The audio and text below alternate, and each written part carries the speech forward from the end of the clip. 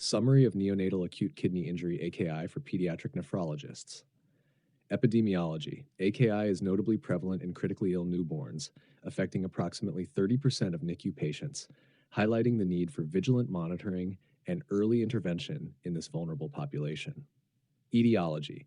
The majority of neonatal AKI cases are pre-renal, 85%, attributable to factors like hypoperfusion or dehydration. Renal causes constitute about 10%, involving intrinsic renal damage, and post-renal causes account for around 5%, often related to obstructive uropathies. Risk factors. Significant risk factors include perinatal complications, e.g. prematurity, low birth weight, asphyxia, congenital heart disease, inflammatory conditions, NEC, sepsis, and iatrogenic factors, nephrotoxic medications, cardiac surgery, ECMO therapy. Diagnostics. Serum creatinine, baseline in neonates, is taken as the lowest previously recorded value. AKI stage 3 is defined by a serum creatinine level 3 times the baseline, or 2.5 milligrams per deciliters. Urine output. Monitoring is essential, although accurate measurement can be challenging. It remains a cornerstone for diagnosing and staging AKI. Biomarkers. Emerging biomarkers like cystatin C are under investigation for their potential to enhance early and precise detection of AKI in neonates. Management. Monitoring. Regular monitoring of serum creatinine and urine output is crucial, especially in neonates at risk for AKI. Addressing underlying causes. Identifying and treating the root causes of AKI, such as managing perinatal complications, treating sepsis, or correcting congenital anomalies, is fundamental. Medication management. Careful consideration should be given to avoiding or adjusting doses of nephrotoxic medications. For example, minimizing the use of NSAIDs or aminoglycosides and monitoring levels of drugs with renal excretion. Supportive care includes meticulous fluid and electrolyte management and ensuring adequate nutrition while avoiding fluid overload. Renal replacement therapy, RRT, indicated in severe cases unresponsive to conservative management. Modalities like peritoneal dialysis or continuous renal replacement therapy, CRRT, may be adapted for neonatal use. Key points for pediatric nephrologists. Early identification and aggressive management of AKI in neonates are critical to improving outcomes in this sensitive patient group.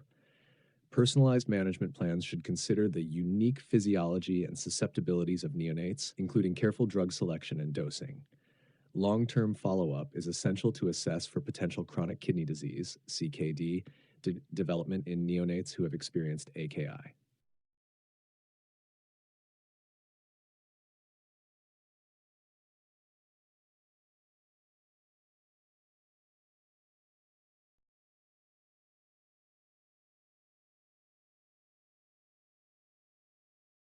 Clinical case, neonatal acute kidney injury in a preterm infant.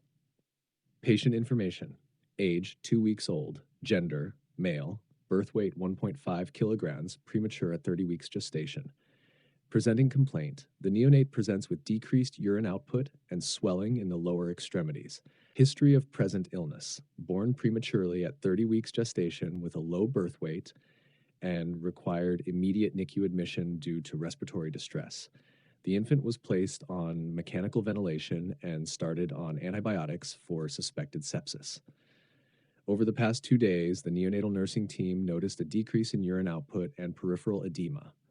Medical history: prematurity, respiratory distress syndrome managed with surfactant therapy, and ongoing antibiotic treatment for suspected neonatal sepsis. Medication history: currently receiving ampicillin and gentamicin for suspected sepsis and furosemide for fluid management. Physical examination: general. The infant appears edematous, especially in the lower extremities. Vital signs: HR 145 BPM, RR 55 min, BP 45 30 millimeter Hg. Abdomen soft, non-distended with no palpable masses. Extremities: visible swelling in both lower extremities. Diagnostic tests: serum creatinine elevated at 1.8 milligram per deciliters from a baseline of 0.6 milligram 3 days ago.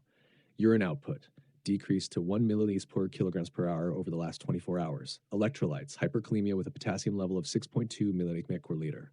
Blood culture, pending results. Urine analysis: low specific gravity with no signs of infection.